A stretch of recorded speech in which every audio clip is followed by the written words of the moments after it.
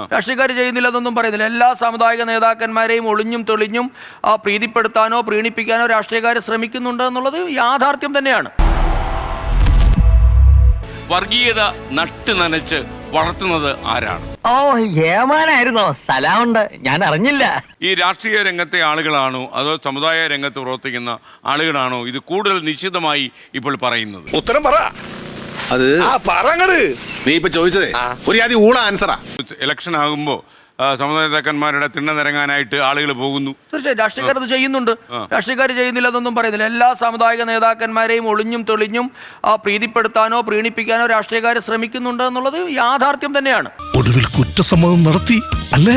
മതത്തെ കെട്ടിപ്പിടിച്ച് പൊതുപ്രവർത്തകരും പ്രത്യേകിച്ച് MLA ഒക്കെ ആയിരിക്കുന്ന ആളുകളൊക്കെ സംസാരിക്കാന്ന് പറഞ്ഞാൽ പിന്നെ ആരാണിത് സംസാരിക്കാത്തത്, ആരാണ് പൊതുവേദിയിൽ ഇത് പറയാത്തത് എന്നുള്ള പ്രശ്നം വരും.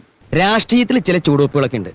എടുത്തോ പിടിച്ചോ എന്ന് പറഞ്ഞിട്ട് ഒന്നും ചെയ്യരുത്. കേരളത്തിൽ കഴിഞ്ഞ വർഷങ്ങളായി വന്നിട്ടുള്ള ഈ വിദ്വേഷ പ്രസംഗങ്ങൾ, അന്യമത വിദ്വേഷം, അപരവൽക്കരണം ഒക്കെ നടത്തിയിട്ടുള്ള ആളുകൾക്കെതിരെ കേരളത്തിന്റെ സർക്കാർ എടുത്തുള്ള നിലപാടും നയവും എന്താണ്? ഭരണകക്ഷിയാണ്, നിങ്ങൾ ഇതിൽ ദുഃഖിക്കേണ്ടി വരും.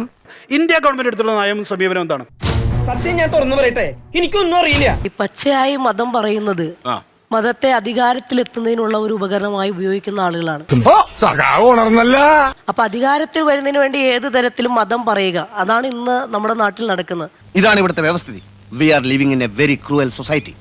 അതിനപ്പുറത്തേക്ക് മതം പറഞ്ഞ് ജനങ്ങളുടെ ജനകീയമായ വിഷയങ്ങൾക്കകത്ത് ഇടപെടുക എന്നുള്ളതല്ല. നിങ്ങൾക്കൊക്കെ ഞങ്ങളെ ഭരിക്കുകയും വേണം, നാട്ടുകാരുടെ പൈസയും മുഴുവൻ നിങ്ങൾക്ക് വേണം, ഞങ്ങൾക്കൊന്ന് ജീവിക്കണ്ടേ? എല്ലാ രാഷ്ട്രീയ പാർട്ടികൾക്കും ഈ വർഗീയവൽക്കരണത്തിലെ പങ്കാളിത്തമുണ്ട്. Very correct. സംഘപരിവാറും RSSും BJP ഇവര് പച്ചയായിട്ട് വർഗീയത പറയുന്ന ആളുകളാണ്.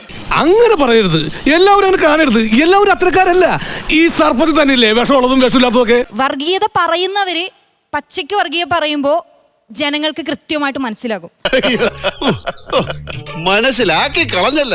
വർഗീയതക്കെതിരെ സംസാരിക്കുന്നവർ ഒരു കുത്തും കോമയും വള്ളിയൊക്കെ ഇട്ട് വർഗീയത പറയുമ്പോ അത് ജനങ്ങൾക്ക് മനസ്സിലാകണമെന്നില്ല. നീ എന്ത് തേങ്ങയാടി പറയുന്നേ? ഇപ്പൊ കേന്ദ്രത്തില് നരേന്ദ്രമോദിയുടെ നേതൃത്വത്തിൽ അവിടെ വർഗീയ പ്രചാരണം നടത്തുമ്പോൾ അതിന്റെ കേരളത്തിലെ ബ്രാൻഡ് അംബാസിഡറായിട്ട് പ്രവർത്തിക്കുന്ന ആളാണ് കേരളത്തിന്റെ മുഖ്യമന്ത്രി പിണറായി വിജയൻ. ഒന്നും അറിഞ്ഞോണ്ടല്ലോ, മനഃപൂർവ്വല്ലേ? ഈ ഏത് കാലത്താണ് കോൺഗ്രസ് RSSന് ഒരു ശക്തമായ നിലപാട് സ്വീകരിച്ചിട്ടുള്ളത്? പ്രഥമ ദൃഷ്ട്യ അകൽച്ചയിലായിരുന്നെങ്കിലും അവർക്കിടയിലുള്ള അന്തർധാര സജീവമായിരുന്നു എന്ന് വേണം കരുതാൻ. കേരളത്തിലെ മുഖ്യമന്ത്രി ഇടതുപക്ഷവുമാണ് RSSനെതിരായി എല്ലാ കാലത്തും ശക്തമായ നിലപാട് സ്വീകരിച്ചിട്ടുള്ളത്.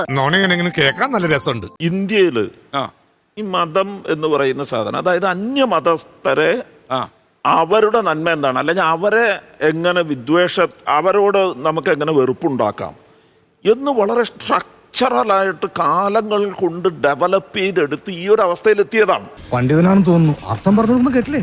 ഇത്രയും കാലം ഞാൻ വിചാരിച്ചിരുന്നത് ഈ തല നിനക്കൊരു അലങ്കാര വസ്തു മാത്രമാണെന്ന്.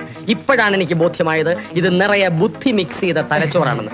ഓരോ ദശാബ്ദത്തിലും ഒരു പ്രധാനപ്പെട്ട സംഭവം ഉണ്ടാക്കുകയും തൊട്ടുപുറകെ കുറെ ചെറിയ ചെറിയ സംഭവങ്ങൾ ഉണ്ടാവുകയും അതിനുശേഷം വീണ്ടും അതൊന്ന് തണുത്തു വരുമ്പോൾ വീണ്ടും ഒരു വലിയ സംഭവം ഉണ്ടാക്കുകയും അങ്ങനെ ചെയ്ത് ചെയ്ത് ചെയ്ത് എന്നിട്ട് വർഗീയതയാണ്, അത് പറയാതെ, അത് പറഞ്ഞാലേ വോട്ട് കിട്ടൂ, അത് ചെയ്താലേ വോട്ട് കിട്ടൂ എന്നൊരവസ്ഥയിലേക്ക് സാമാന്യവൽക്കരിക്കപ്പെട്ടു പോയി എന്നുള്ളത് വലിയൊരു അപകടമായ ഒരു അവസ്ഥയാണ്.